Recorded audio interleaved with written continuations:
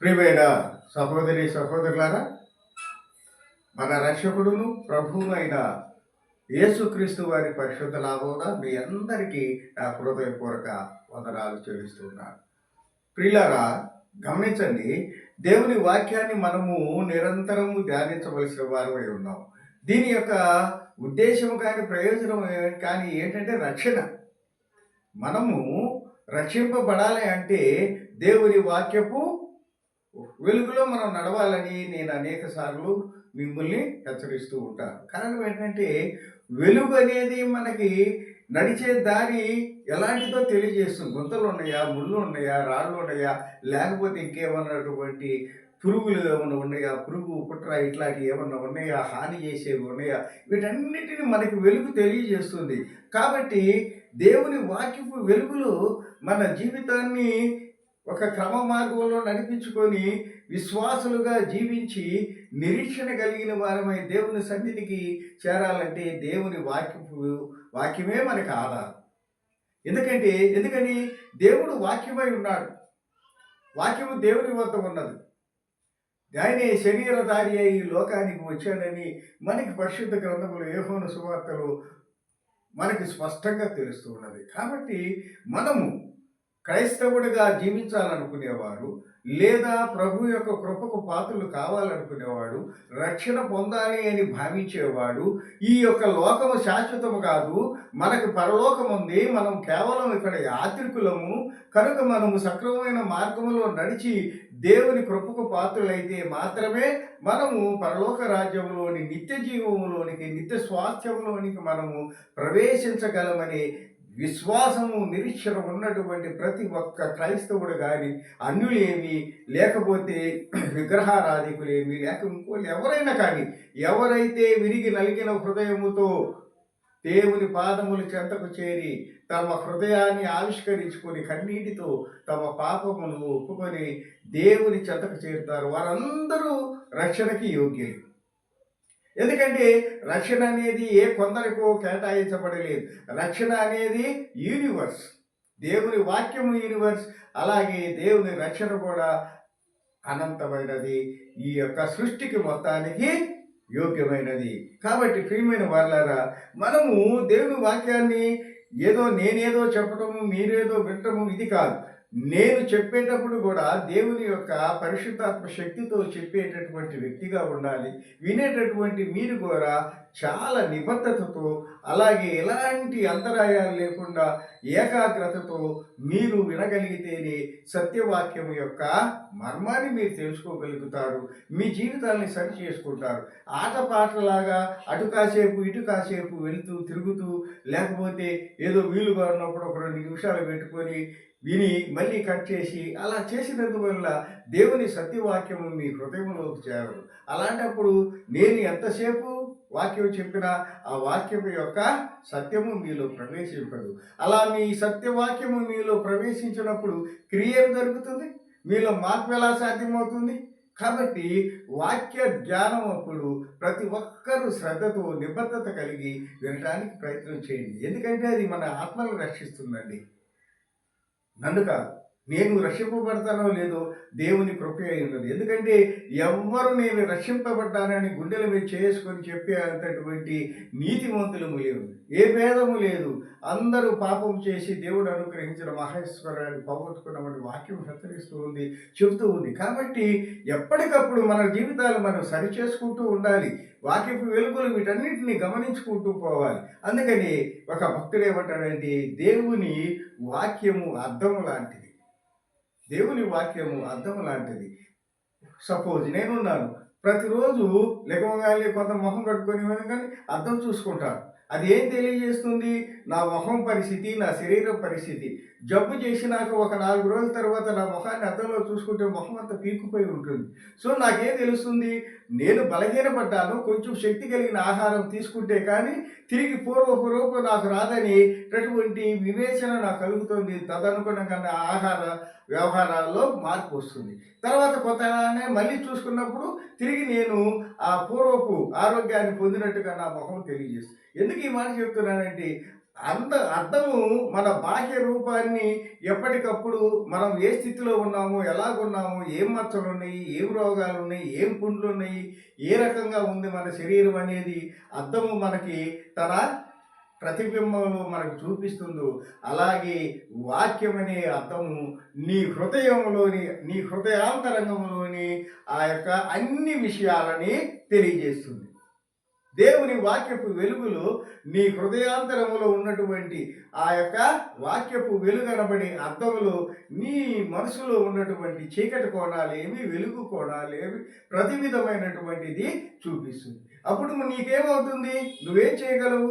ఎక్కడైతే సరి లేదో, ఎక్కడైతే నువ్వు జారిపోయి ఉన్నావో, ఎక్కడైతే నీ వ్యక్తిత్వం దెబ్బతిందో దానిని నీవు ఈ యొక్క వాక్యం అనే అర్థపు వెలుగులో సరి చేసుకుంటావు. నీ ప్రతిబింబము అర్థంలో బాహ్య రూపం ఎలా కనపడుతుందో అలాగే నీ అంతరంగ రూపము ఈ వాక్యం ద్వారా నువ్వు సరి చేసుకుంటావు. కాబట్టి ప్రియమైన సహోదరి సహోదరులారా, వాక్యము ఎప్పుడు కూడా మన యొక్క ఆంతరంగికమైన స్థితిని తెలియజేస్తుంది.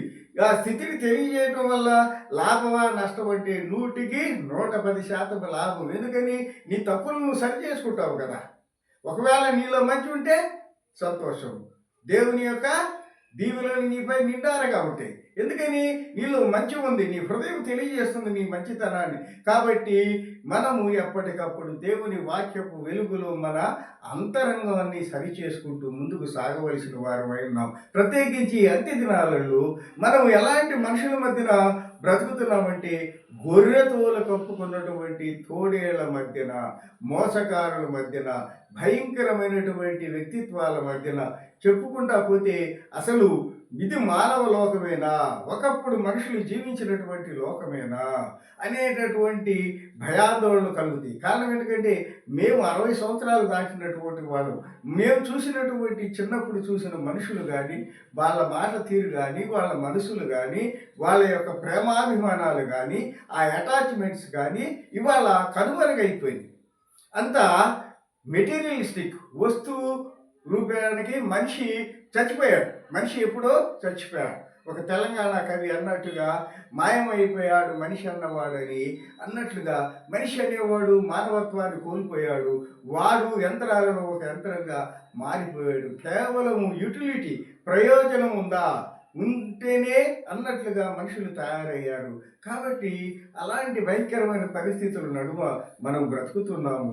కాబట్టి మనల్ని ఈ యొక్క అంత్య దినాలలో మనల్ని మనం కాపాడుకోవటం, మన ఆత్మను మనం రక్షించుకోవటం, ఎప్పటికప్పుడు మనల్ని మనం చెక్ చేసుకొని ఆ యొక్క చెడు మార్గం నుంచి మనం విడుదల పొంది దేవుని యొక్క నీతివంత మార్గంలో నడవటానికి ఇదే మనకి అనుకూల సమయము, ఇదే ఆఖరి అవకాశం కూడా.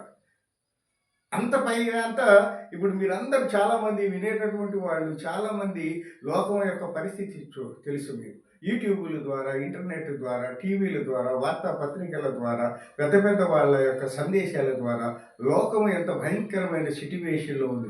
ఒకడు ఎలియన్స్ అంటున్నాడు, ఇంకొకడు నిన్ననే ఒక 3-4 రోజుల కింద ఎస్టిఫైర్ అని ఏదో ఒక బుక్ ఒకడు తన జీవిత చరిత్రలో ఏదో బయోగ్రఫీ రాసుకుంటే దాంట్లో ప్రపంచ నాయకుల యొక్క భ్రష్ట జీవితాలు, వాళ్ళ యొక్క చేసినటువంటి దరిద్రపు విషయాలన్నిటినీ దానిలో మనం వీడియోలతో సహా ఉన్నాయంట. ఇలాంటి భయంకరమైన స్థితిలో లోకం పోకడ, లోక నాయకులు అనబడేటటువంటి ఈ యొక్క దేశాలను పరిపాలించే వాళ్ళ పరిస్థితులు ఉండేవి. కాబట్టి దేవుని రాకడ ఎంతో దూరం లేదు. కాబట్టి మనల్ని మనము సరి చేసుకోవాల్సినటువంటి సమయం. మనం ఎవరిని నిందించాల్సిన పరిస్థితి లేదు. ఎందుకని? దేవుడు ఉన్నాడు. మనము నమ్మవలసింది దేవుణ్ణి, మనము నడవలసింది ఆయన వాక్యపు వెలుగులో, అంతేగాని ఈ యొక్క లోకాన్ని కాదు. ఎందుకని? మనం యాత్రికులం, వీఆర్ జస్ట్ ట్రావెలర్స్. అది కూడా మన గమ్యం కూడా దగ్గర పడింది. నా వయసు 10 ఏళ్ళు కావచ్చు, నీ వయసు 20 ఏళ్ళు కావచ్చు, నా వయసు 60 కావచ్చు, ఇంకోటి వయసు 70 కావచ్చు. ఎవరిమైనా అందరి ప్రయాణపు గమ్యము దగ్గర. 10 ఏళ్ల వాడికి దగ్గర పడింది, 60 ఏళ్ళవాడికి దగ్గర పడింది, 100 ఏళ్ళవాడికి దగ్గర పడింది. సో ఆ గమ్యము దగ్గరికి వచ్చాము. కాబట్టి మనందరము కాన్షియస్గా మనకు సంబంధించినటువంటి వస్తువులన్నిటినీ సరి చేసుకుంటూ మన ఆత్మ అనేటటువంటి ఆ యొక్క హృదయంలో ఉన్నటువంటి ప్రతి విధమైన దోషాన్ని సరి చేసుకుంటూ దేవుని కృపకు పాత్రలు కావాల్సి ఉంది. ఇప్పుడు ఈరోజు మనం నూతన నిబంధనలో నుంచి మత్తయి సువార్త 24వ అధ్యాయము 11వ వచనం నుంచి 14వ వచనం వరకు ధ్యానం చేద్దాం. మత్తయి సువార్త 24వ అధ్యాయము 11వ వచనం నుంచి 14 వచనాలు ఏమని చెప్తున్నాడంటే, ఇది ఎవరు చెప్పిన మాటలు? యేసు ప్రభువు తన రాకడు గురించి కొంచెము సూచాయిగా చెప్పమన్నప్పుడు తన శిష్యులతో యేసు ప్రభు వారు స్వయంగా చెప్పినటువంటి మాటలు. ఎవరో ప్రవక్త లేకపోతే ఇంకోటి కాదు, ప్రవక్త అయినా దేవుని మాటలే, కానీ ఇక్కడ స్వయంగా యేసు ప్రభు వారి చెప్పినటువంటి మాటలు ఏమిటంటే అవి చూద్దాం. అనేకులైన అబద్ధ ప్రవక్తలు వచ్చి పలువురిని మోసపరిచెదరు. రాకడ రోజులలో, అంత్య దినాలలో ప్రపంచంలో జరిగే సంఘటనల్ని ప్రభు తన శిష్యులకి 2000 సంవత్సరాలకు పూర్వం చెప్పినటువంటి మాటలే ఇవి. అనేకులైన అబద్ధ ప్రవక్తలు వచ్చి పలువురిని మోసపరిచెదరు. అక్రమము విస్తరించుట చేత అనేకుల ప్రేమ చల్లారును. అక్రమము విస్తరించుట చేత అనేకుల ప్రేమ చల్లారును. అంతము వరకు సహించిన వాడెవడో వాడే రక్షింపబడు. మరియు ఈ రాజ్య సువార్త సకల జనములకు సాక్ష్యార్థమై లోకమందంతటను ప్రకటించబడును. అటు తర్వాత అంతము వచ్చును. ప్రియమైన సహోదరి సహోదరులారా, నేను ఉపోద్ఘాతంలోనే నేను మీతో చెప్పినట్లుగా ఏమంటున్నాడు? అనేకులైన అబద్ధ ప్రవక్తల గురించి మనము చెప్పుకోలేదు. అయితే లోకం తీరు చెప్పుకున్నాం. ఇప్పుడు ప్రవక్తల దగ్గరికి వద్దాం. ఎందుకని? ప్రవక్తలు అంటే ఇప్పుడు మనం చూస్తున్నాం చాలా ఛానల్స్లో, యూట్యూబ్లో, వాటిలో కొంతమంది బిషప్ అని పెట్టుకుంటారు, కొంతమంది అపోస్తులు అని పెట్టుకుంటున్నారు, కొంతమంది ప్రవక్తలు అని పెట్టుకుంటారు, కొంతమంది రకరకాలైనటువంటి టైటిల్స్ పెట్టుకొని దేవుని వాక్యాన్ని బోధిస్తూ ఉన్నారు. వారి ఆత్మీయ స్థితి ఏమిటో, వారికి ఆ బిరుదులు ఎవరు వచ్చారో, ఎలా వచ్చినాయో, ఏ రీతిగా వారు వాటికి అర్హులో మనకైతే తెలియదు. ఎందుకంటే మనం ఎవరిని విమర్శించకూడదు, కానీ జాగ్రత్త కలిగి ఉండాలి. విమర్శించకూడదంటే అర్థం ఏంటంటే వాళ్ళని ఇష్టానురీతిగా వదిలిపెట్టమని కాదు, మన జాగ్రత్తలో మనం ఉండాలి. ఎందుకని? అక్కడ పాము ఉంది, అటు పోతే పాము కాటేస్తుందని తెలిసినప్పుడు ఆ పాముకు దూరంగా వెళ్ళటము మనము తెలియగలిగినటువంటి వాళ్ళగా మనం చేసినటువంటి. అంతేగాని నన్నేం చేస్తుంది, చేతిలో కర్ర ఉందని చెప్పి వెళ్తే ఇప్పుడు ఒక దెబ్బ నీ కర్ర మిస్ అవ్వచ్చు, మిస్ అవ్వగానే కాటేస్తుంది. కాబట్టి మనము మన జాగ్రత్తలో మనం ఉండాలి. కాబట్టి అబద్ధ ప్రవక్తలు వచ్చి పలువురిని మోసపరిచేదాం. ఇవాళ చెప్పకూడని నేను ఎప్పుడు ఎదుటి వారి గురించి, బోధకుల గురించి నేను ఎప్పుడు మాట్లాడను. కానీ ఇప్పుడు సందర్భం ఏంటంటే డైరెక్ట్గా యేసు ప్రభు వారే స్వయంగా హెచ్చరించాడు కాబట్టి ఆ మాటలు నేను ఉటంకించాల్సి వస్తుంది.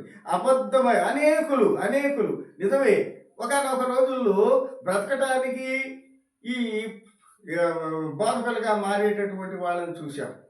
దాంట్లో తప్పు లేదు. ఎందుకంటే వాడు బ్రతకాలి కాబట్టి భోజనం కావాలి, దైవ సేవకుడు అనే ఉద్దేశంతో నలుగురు విశ్వాసులు అతనికి ఏదో ఇస్తే అతను తన కుటుంబాన్ని కాపాడుకుంటూ నడిపించుకుంటూ దేవుడు వాక్య పరిచయం చేసాడు. అంతవరకు బాగానే ఉంది. కానీ తర్వాత కాలక్రమంలో ఆ యొక్క బోధ అనేది వ్యాపారమైంది. ఒక రకమైనటువంటి కార్పొరేట్ స్టైలు దేవుని వాక్యంలోనికి వచ్చేసింది, జ్వరబడింది. అదే సాతాను. ఎప్పుడైతే దేవుని వాక్యంలో సాతాను ప్రవేశించిందో దేవుని యొక్క పరిశుద్ధత ఆ మందిరంలో తగ్గిపోతుంది. ఆ చెప్పే వ్యక్తిలో లేదు. చెప్పే వ్యక్తిలోనే లేనప్పుడు వినేటటువంటి విశ్వాసులు ఏ రకంగా విశ్వాసంలో బలపడతారు? వారు తెలియకుండానే ఆ యొక్క సాతానుడు వేసినటువంటి ఆ వలలో చిక్కుకొని అదే నిజమైనటువంటి దేవుని వాక్యమని, ఆయనే నిజమైనటువంటి దైవ సేవకుడని భ్రమలో వారి జీవితాలు ఆ వేల మంది ఆ యొక్క మాయలో చిక్కుకొని అంత్య దినములలో వారు నశించిపోయే ప్రమాదం ఉంది. కాబట్టి మనము నిజమైన గొర్రె ఏది, గొర్రెతోలు కప్పుకున్న తోడే లేది. ఈ యొక్క తేడాన్ని మనం గమనించే స్థితిలో ఉండాలి అంటే దేవుని వాక్యం నిజమైన వాక్యం. నీకు పెద్దగా నీకు ఎవరితో పనిలేదు. ఇతను మంచి పాస్టర్, ఇతను చెడ్డ పాస్టర్ అని ఎవరు నీకు చెప్పాల్సిన అవసరం కూడా లేదు. ఇదిగో దేవుని కృపను బట్టి నీకు చదువు వచ్చుంటే పుస్తకం తీసుకొని పరిశుద్ధ గ్రంథములు చదువు. సత్యవాక్యము దానిలో ఉంది. మేము చెప్పేదానికంటే సత్యము దేవుని పరిశుద్ధ గ్రంథములో ఉంది. ఎవరైనా సరే ఈ పరిశుద్ధ గ్రంథంలోని మాటలే చెప్పవలసిన వాళ్ళమై ఉన్నాం. అయితే వాటికి మసిపూసి మారేడుకాయ చేసే వాళ్ళు ఎక్కువైపోయారు. వరాలు అంటున్నారు, దీవెనలు అంటున్నారు. ఇవన్నీ ఏంటంటే తాత్కాలికం. శరీరానికి సంబంధించిన మేలుల కొరకు ఎప్పుడు కూడా మనము యేసు ప్రభువుని విశ్వసించకూడదు. యేసు ప్రభు సన్నిధికి మనం రాకూడదు. మనకు కావాల్సింది ఏంటి? శాశ్వత ఆత్మీయ జీవితము, శాశ్వత నిత్య జీవంలోనికి నీ ఆత్మ నా ఆత్మ ప్రవేశించాలి. అందుకు కావలసినటువంటి శారీరక ఆత్మీయ సిద్ధపాటుకు ఈ పరిశుద్ధ గ్రంథాన్ని, దేవుని వాక్యాన్ని, దేవుని కృపను మనం పొందడానికి ప్రయత్నం చేయాలి. This is the way, this is the only way of A real Christian. నీకు స్వస్థత వరాలకో, పిల్లల పెళ్ళిళ్ళకో, ఆస్తులు పెరగటానికో, ఇల్లు కట్టుకోవటానికో దేవుడు కాదు. నీకేం కావాలో దేవుడికి తెలుసు. కాబట్టి నువ్వు అడిగితేనే గాలి ఇస్తున్నాడా, నువ్వు అడిగితేనే ఆరోగ్యం ఇచ్చాడా, నువ్వు అడిగితేనే నీకు ఉద్యోగం ఇచ్చాడా, నువ్వు అడిగితేనే నీ బిడ్డలు ఎదిగారా, నువ్వు అడిగితేనే ఏ లోపం లేకుండా నీ పిల్లలు పెరుగుతున్నారా? కాదు కదా. Everything is the grace of God. దేవుని కృప ఉన్నది. కాబట్టి నువ్వు ప్రత్యేకంగా ఇవి కాదు, నా జీవితాన్ని సరిచేయ్యా, పాపము నుంచి, శాపము నుంచి, భ్రష్టత్వం నుంచి, ఇదిగో ఇలాంటి అక్రమం, అబద్ధ ప్రవక్తల యొక్క మాటల ఉచ్చులో పడకుండా నా ఆత్మను కాపాడయ్యా అని ప్రార్థన చేయి. అదే నువ్వు చేయవలసింది. కాబట్టి అనేకులైన అబద్ధ ప్రవక్తలు వచ్చి పలువురిని మోసపరిచేదరు. నిజమే. కొన్నిసార్లు గమనించినప్పుడు ఎవరో అంటాడు, ఫోన్ అంటాడు. ఎవరమ్మా అంటే, అయ్యా నేను ఫలానా ఊరి నుంచి ఫోన్ చేస్తాను. ఏంటమ్మా నీ సమస్య అంటే, అయ్యా నాకు పక్షవాతం వచ్చింది. సరే నేను ప్రార్థన చేస్తాను, నువ్వు ఎక్కడ బలహీనం ఉంటే అక్కడ చేయబెట్టు, ప్రార్థన చేస్తాను, పోయిద్ది అంటారు. అంటే ఎంత ఆశ్చర్యం వేస్తుంది, ఎంత ఆశ్చర్యం వేస్తుంది. దేవుని కృపను, ఆ పరిశుద్ధతని ఈ విధంగా కమర్షియల్ చేసేసారు, వ్యాపారం చేసేసారు. కాబట్టి ప్రియమైనటువంటి సహోదరి సహోదరులారా గమనించండి. అబద్ధ ప్రవక్తలు వస్తారు, పలువురిని మోసపరుస్తారు. ఆ మోసపడే జనములో నువ్వు నేను లేకుండా దేవుని వాక్యపు విలువలో ముందుకు సాగుతావు. రెండోది, అక్రమం విస్తరించుడు చేత. అక్రమం, అసలు సక్రమం ఎక్కడుంది? తల్లిదండ్రుల మధ్య సయోధ్యత లేదు, భార్యాభర్తల మధ్య లేదు, అన్నదమ్ముల మధ్య లేదు, అక్క చెల్లెళ్ళ మధ్య లేదు, కుటుంబంలో లేదు, స్నేహితుల మధ్య లేదు, సమాజంలో లేదు, కులాల మధ్య, వాటి మధ్య, ఆఖరికి ఇంటి స్థలం పక్కన చిన్న కసు వేసుకునే చోట కూడా గొడవలు, తగాదాలు, ఒకరంటే ఒకరి పడదు, ఒకరిని చూస్తే ఒకరికి అసూయ, ద్వేషము, లెక్కలేనితనం, నువ్వెంత ఎక్కడుంది? ప్రతి చోట అక్రమం, మోసాలు. మోసం చేయకపోతే వాడు తెలియగలవాడు కాదనేటటువంటి స్టేజ్కి వచ్చేసాడు. ఒకరోజు తాగుదేవాడిని చూస్తే వీడు వెదవాడు, ఈ ఊళ్ళో పనిమాలోడు వీడు ఒక్కడే అనేవాడు. ఇవాళ తాగవాడిని చూసి ఊరంతా దారిపోతుంటే వీడు ఒక దారి పోతున్నాడు, వీడు ఒక్కడే తాగని ఊరు మొత్తము సంతోషంగా తాగుతున్నారు, ఎంజాయ్ చేస్తున్నారు అనే పరిస్థితికి వచ్చారు. అలాగే ఒక స్త్రీ వ్యక్తిత్వం ఒకప్పుడు ఎలా ఉండేది, ఒక వివాహానికి సిద్ధపడిన యువతి జీవితం అంటే ఒకప్పుడు ఎలా ఉండేది, ఇప్పుడు ఎలా ఉన్నారు, ఇవన్నీ అక్రమం పెరిగిపోయింది. ఎవరికి కూడా తమ యొక్క వ్యక్తిత్వం కరెక్ట్గా ఉండాలి, పర్ఫెక్ట్గా ఉండాలనే ఆలోచన ఎవరికి లేదు.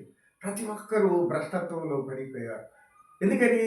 రాకడ సమీపించింది. దేవుడి యొక్క మాట ఇక్కడ నెరవేరుతుంది. దేవుడు చెప్పిన మాట నెరవేరకపోతే నేను చెప్పిన మాట, నువ్వు చెప్పిన మాట నెరవేరుతున్నా. కాబట్టి అంత్య దినాల్లో ఏం పెరుగుతుంది? అబద్ధ ప్రవక్తలు వస్తారు, అక్రమం పెరుగుతుంది, అనేకులు ప్రేమ చల్లారు. నో లవ్ ఉంది. లవ్ ఉంది. ఏం లవ్ తెలుసా? శరీరం లవ్. ఒకళ్ళు శరీరాన్ని ప్రేమించుకుంటున్నారు, ఒకళ్ళు లస్ట్, ఆ యొక్క శరీరేచ్ఛలు తీర్చుకోవడానికి, ఎదుటి వాళ్ళను మోసం చేయటానికి, ప్రేమను కూడా మోసం చేయటానికి వాడుకునే రోజుల్లో తల్లిదండ్రుల ప్రేమలో కూడా నిజాయితీలో పిలిచింది. తన ప్రియుడి కోసం తన బిడ్డల్ని చంపుకునేటటువంటి తల్లుల్ని మనం చూస్తున్నాము. నవమాసాలు మోసి కన్నటువంటి కన్నబిడ్డల్ని వేరే పురుషుడితో ఉన్న అక్రమ సంబంధాన్ని కొనసాగించడానికి బిడ్డల్ని చంపే తల్లులను చూస్తున్నాము. వేరే స్త్రీతో ఉన్నటువంటి అక్రమ సంబంధం కోసం కట్టుకున్న భార్యని, బిడ్డల్ని చంపేసే తండ్రులను చూస్తున్నాం. ఇంకెక్కడ ప్రేమ? కన్న తల్లిదండ్రులే ప్రేమకు ప్రతిరూపాలు ఈ భూలోకంలో. అలాంటి తల్లిదండ్రులే అక్రమ సంబంధాల కోసము, దురలవాట్ల కోసము కట్టుకున్న భార్య భర్తలను, బిడ్డల్ని చంపేస్తుంటే ప్రేమ చల్లారిపోకరికేమో. అలాంటి భయంకరమైన పరిస్థితుల్లో మనం బ్రతుకుతున్నాం. ఇవి దేని గుర్తులు? ప్రభు రాకడికి గుర్తు. ఎప్పుడు చెప్పారు? 2000 సంవత్సరాల కిందట ప్రభువు తన శిష్యులతో చెప్పినటువంటి హెచ్చరిక. ప్రేమ చల్లారును, అంతము వరకు సహించిన వాడెవడు వాడే రక్షింపబడు. దిస్ ఈజ్ ద వాగ్దానం, ప్రామిస్ బై గాడ్. ఏమంటున్నాడు? అంతము వరకు, లాస్ట్ దేవుని రాకడ వరకు ఎవరైతే నిబద్ధతతో అంతం వరకు వీటన్నిటిని, ఈ అక్రమాలు, ఈ యొక్క ప్రేమ లేనితనాన్ని, ఈ సోదరులు, ఈ భ్రష్టత్వాన్ని, వీటన్నిటిని అంతం వరకు లాస్ట్ మినిట్ దేవుని రాకడ వరకు ఎవరైతే సహించి నిలబడతారో, అంతే కదా. ఇప్పుడు పరుగు పందెంలో నేను పరుగు మొదలేశాను, పరిగెత్తినప్పుడు అందరికంటే ముందుగానే పరిగెత్తాను, కానీ మధ్యలో ఆగిపోతే నేను గెలిచినట్టు కాదు. స్టార్టింగ్ నాకు బాగానే ఉంది, అందరికంటే ముందే నేను పరిగెత్తగలిగాను కొంత దూరం. బట్ కొంత దూరం వెళ్ళేసరికి నేను ఆగిపోయాను, ఇంకొకరు కొంత దూరం పోయేసరికి ఆగిపోయారు, ఇంకొకరు కొంత దూరం పోయేసరికి వెనకబడ్డారు. కానీ ఒకడు గమ్యాన్ని చేయాలి. అలా గమ్యం చేరాలి, అలా గమ్యం చేరాలి. చూడండి, మనము ఇశ్రాయేలీ జనాంగాన్ని చూసాం. బయలుదేరేటప్పుడు 6 లక్షల మంది ఉన్నారు ఐగుప్తు నుంచి. కానీ ఈ 6 లక్షల మందిలో 2 కానాల్లో ప్రవేశించారు. మిగతా వాళ్ళందరూ ఈ 40 సంవత్సరాల ప్రయాణంలో చనిపోయారు. ఎందుకు చనిపోయారు? వారి యొక్క అతిక్రమములు, వారి యొక్క సనుగుడు, వారి యొక్క ప్రేమలేనితనం, వారి యొక్క విచ్చలవిడి జీవితం, వ్యభిచారం, ఇవన్నీ కలిసి ఏం చేసినాయి? వారిని నశింపచేసినాయి.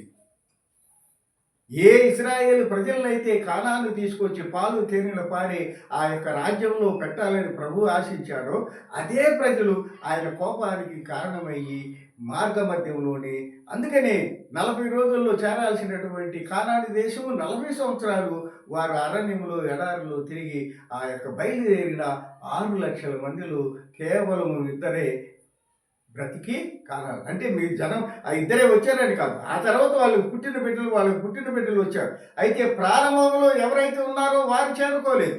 కారణం ఏంటి? విశ్వాసం లేని జీవితము, అతిక్రమ జీవితాల వల్ల వాళ్ళు ప్రవేశించలేకపోయారు. కాబట్టి ప్రియమైన సహోదరి సహోదరులారా, మనము మన జీవితాన్ని ఎలా ప్రారంభించేది కాదు, ముగింపు ఎలా ఉంది, అంతము వరకు మన ప్రయాణం ఎలా ఉంది, మనం ఏ రీతిగా మన జీవితాన్ని ముగిస్తున్నాం.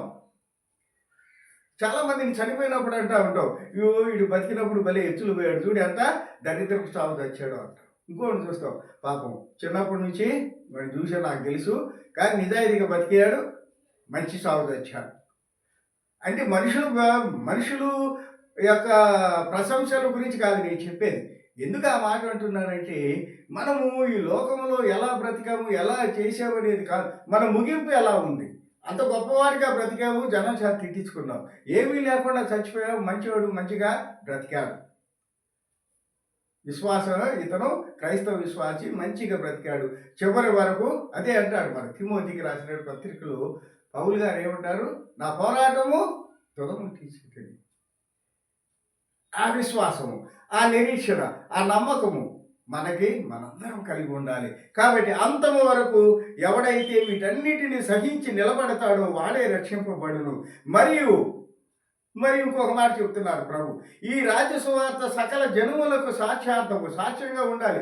ప్రభువా, నాకు నీ మాట లేదు, నేను నీ సువార్త లేదు, నీ బైబిల్ నాకు తెలియదు, నాకు ఎవరు చెప్పినవాళ్ళు లేరు అనే మాట ప్రపంచంలో ఉన్నటువంటి ఈ భూమి మీద ఉన్నటువంటి అనేక ఖండాలలో ఉన్నటువంటి ప్రజలు ఎవ్వరు కూడా, వాడు అడవి జాతవాడేమి, కొండ జాతవాడేమి, పట్టణంలో ఉండేవాడేమి, లేకపోతే పల్లెల్లో ఉండేవాడేమి, ఎవ్వరు కూడా నాకు పరిశుద్ధ గ్రంథము గురించి, యేసుక్రీస్తు గురించి నాకు ఎవరు చెప్పలేదు అనే స్టేట్మెంటు ఏ నోటి నుంచి రానంత వరకు ఏమంటున్నాడు? అంతము రాదు. ప్రభువు రాకడ ఎప్పుడు వస్తుంది? ఇదిగో ప్రపంచము మొత్తం సకల జనములకు సాక్షార్థమై ఈ రాజ్య సువార్త. ఏ రాజ్య సువార్త? పరలోక రాజ్య సువార్త. ఈ పరలోక రాజ్య సువార్త జనములందరికీ అందాలి. ప్రతి ఒక్కళ్ళు నాకు తెలుసు ప్రభువా, నేను విన్నాను ప్రభువా, కానీ నేను విన్నాను కానీ పట్టించుకోలేదు ప్రభువా, విన్నాను కానీ నాకు తెలియదు ప్రభువా అని ఇలా చెప్పాల్సిందే. కానీ నాకు తెలియదు, నేను వినలేదు అనే మాట ఎవ్వరు అననంతగా ప్రపంచవ్యాప్తంగా దేవుని సువార్త ప్రకటించబడిన తర్వాతే, లోకమందంతటా ప్రకటించబడిన తర్వాతే అంతము వచ్చు. కాబట్టి మరి ఈ అంతము వచ్చే దినాలు మనకు కనపడుతున్నాయి. ఇవాళ ఉన్నటువంటి ఈ టెక్నాలజీని బట్టి, యూట్యూబ్‌లు బట్టి, ఈ సెల్ ఫోన్‌లో ఉన్నటువంటి వాటిని బట్టి, ఈ టీవీలు కానీ, ఇంకోటి కానీ, ఇంటర్నెట్లు కానీ, 5Gలు కానీ, ఇవన్నీ ఏఐలు బట్టి కానీ సువార్త అన్ని ప్రాంతాలకు వెళ్ళిపోయింది. అన్ని ప్రాంతాలకు వెళ్ళిపోయింది. అడవుల్లోకి వెళ్ళిపోయింది, కొండల్లోకి వెళ్ళిపోయింది, ఎక్కడెక్కడో లోయల్లో బ్రతికే వాళ్ళ దగ్గరికి కూడా వెళ్ళిపోయింది. నిన్నగాక మొన్న మణిపూర్లో బ్రతికినటువంటి మనిషే గోత్రానికి చెందినటువంటి ఇశ్రాయేలు జనాంగాన్ని కూడా మళ్ళా తిరిగి ఇశ్రాయేలు దేశానికి తీసుకెళ్ళిపోతున్నారు. అన్ని వాక్యములో చెప్పినట్టుగా ప్రతి ఒక్కటి నెరవేరుతుంది. అంటే రాకడ చాలా సమీపంగా ఉంది. మనందరము ఆ రాకడిని ఎదుర్కోవటానికి అంతము వరకు వీటన్నిటిని సహించి నిలబడిన వాడు ఈ శోధనలను, ఈ యొక్క వేషధారుల యొక్క మాటలన్నిటినీ తట్టుకొని నిలబడగలిగిన వాడే దేవుని రాజ్యానికి వారసుడవుతాడు. కాబట్టి ఆ వాక్యాన్ని మనం హెచ్చరికతో ఉన్నాం. ఆఖరిగా 2 మాటలు. రోమా పత్రిక అపోస్తలుడైన పౌలు గారు రోమాకు రాసినటువంటి ఆ యొక్క 2 మాటలు చెప్పుకొని మనము ఈ వాక్యాన్ని ముగిద్దాం. రోమాకు రాసిన పత్రిక 2వ అధ్యాయము 6-7 వచనాలు. ఆయన ప్రతి వానికి వాని క్రియల చొప్పున ప్రతిఫలం ఇచ్చును. సత్క్రియను ఓపికగా చేయుచు మహిమను, ఘనతను, అక్షయతను వెతుకు వారికి నిత్య జీవమునిచ్చును. Praise the lord. This is the statement given by అపోస్తలుడైన పౌలు గారు. ఏంటంట అక్కడ అంతవరకు ఎవరైతే నిలబడతారో వాళ్ళకి వస్తుంది. ఇవన్నీ సువార్త ప్రపంచమంతా ప్రకటించబడిన తర్వాతే అంతం వస్తుంది అంటున్నాడు. ఈ అంతం వచ్చితే దానికి నిలబడే వాళ్ళు ఎవరు, ఎవరికి ఏ రకమైనటువంటి ప్రతిఫలం ఉంటుందో ఇక్కడ పౌలు గారి ద్వారా చెప్పిస్తున్నాడు ప్రభు. ఏమంటున్నాడు చూడండి. ప్రతి వానికి వాని క్రియల చొప్పున ప్రతిఫలం ఇచ్చును. It is clear, it is very clear. నేను ఎలాంటి జీవితం జీవించానో మనం సాగుతుంది కదండి. ఒక చేలో నేను వరి పంట వేసాను. వరి పంట వేస్తే నాకు ఏమొస్తుంది? దిగుబడి వరే వస్తుంది.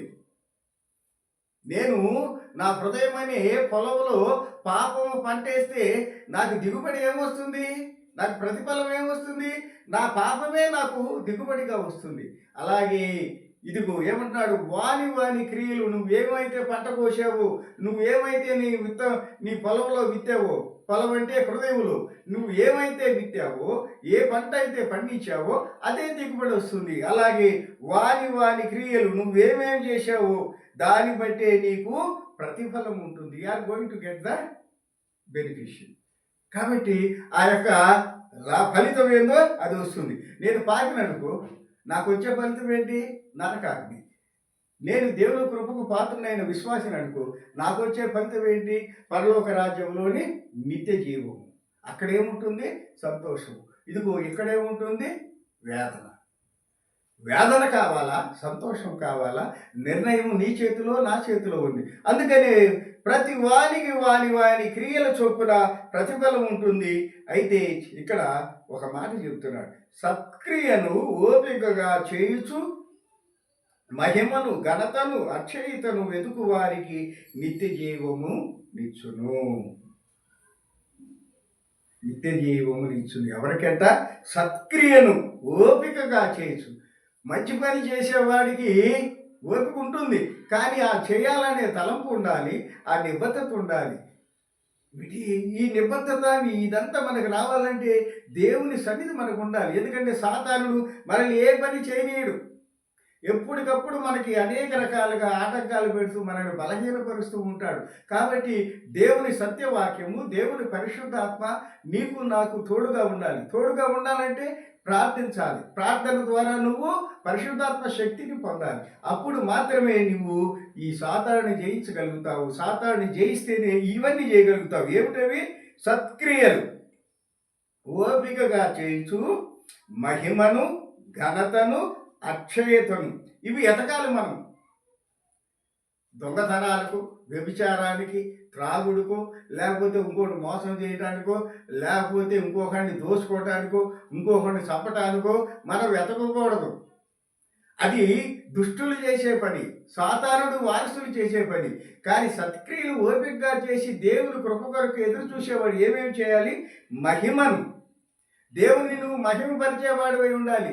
నీ ప్రవర్తన చూడగానే ఇతడు క్రైస్తవుడు అనిపించాలి. నీ ద్వారా దేవునికి మహిమ కలగాలి. రెండోది ఏమిటి? ఘనత.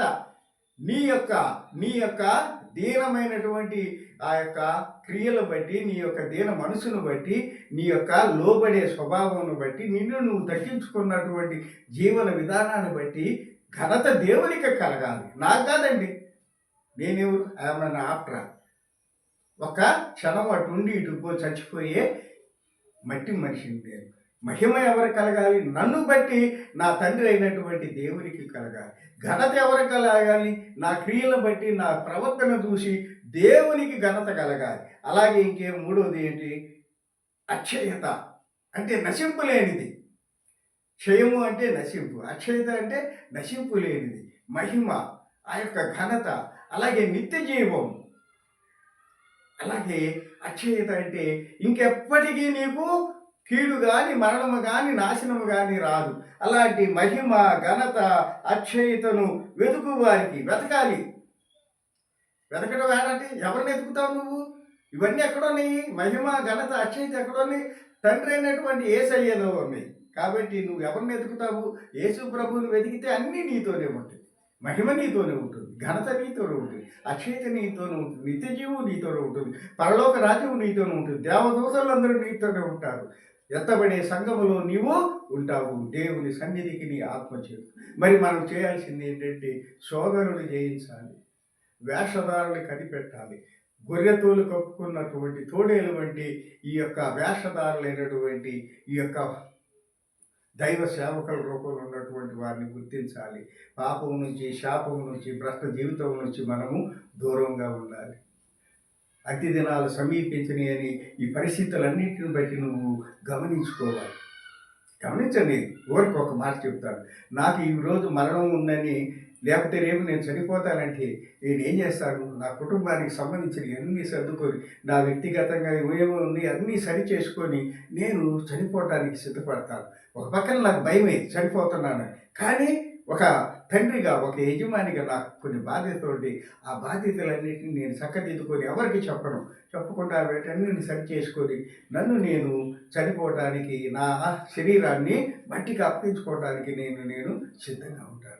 అలాగే మనము దేవుని యొక్క కృపకు పాత్రలు అవ్వడానికి, అంత్య దినాలు వచ్చినాయి అని గుర్తించిన మనము, ప్రభువు రాకడ సమీపంగా ఉందని అనుకున్న మనం దేవుని సన్నిధికి చేరడానికి మార్గం ఏదో దాన్ని సరళం చేసుకోవాలి కదా.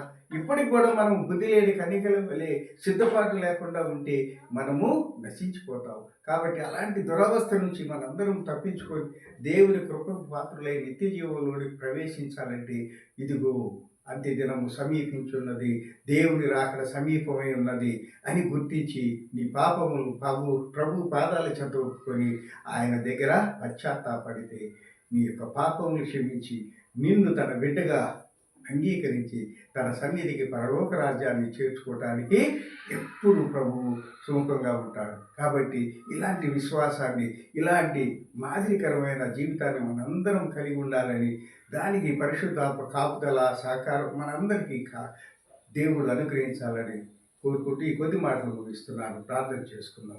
మహాకృప కలిగిన మా తండ్రి, దయగల యేసు నాయన, ఇదిగో నాయన నీ వాక్యము మమ్మల్ని హెచ్చరిస్తూ ఉండగా నాయన అంత్య దినాల్లో నాయన ప్రేమ చల్లారిపోతుంది నాయన, మనుషులు కఠినమైపోతారు నాయన, అనుబంధాలు మనుషులలోని మానవత్వం నశించిపోతుంది నాయన, వేషధారులు తయారవుతారు నాయన, అక్రమాలు చేసేవాళ్ళు పెరిగిపోతారు నాయన, అన్యాయపు మాటలు వాక్యాలు చెప్పేటటువంటి నాయన సాతాను ప్రేరిత దైవ సేవకులు బయలుదేరుతారు నాయన. వీరందరినీ గుర్తించి గ్రహించి నాయన మా జీవితాలు ఎప్పటికప్పుడు ఇదిగో నాయన మీరు మాకు ఇచ్చిన ఈ పరిశుద్ధ గ్రంథపు వాక్యపు వెలుగులలో నాయన మా మార్గాన్ని సరళం చేసుకుంటూ మీ సన్నిధికి నాయన నిత్య జీవులోని చేరటానికి మమ్మల్ని ఆత్మీయంగా, శరీరపరంగా నాయన దీవించి సిద్ధపరిచి మీ సన్నిధికి చేర్చుకునమని నా తండ్రి, ఇదిగోనని ఈ వాక్యం ఉంటున్నటువంటి బిడ్డలను, వారి కుటుంబాలని, నన్ను, నా కుటుంబాన్ని అందరినీ నీ చేతులకు అప్పగించుకోవచ్చు. యేసు పరిశుద్ధ నామమున ప్రార్థించి అడిగి వేడుకుంటున్నాను తండ్రి.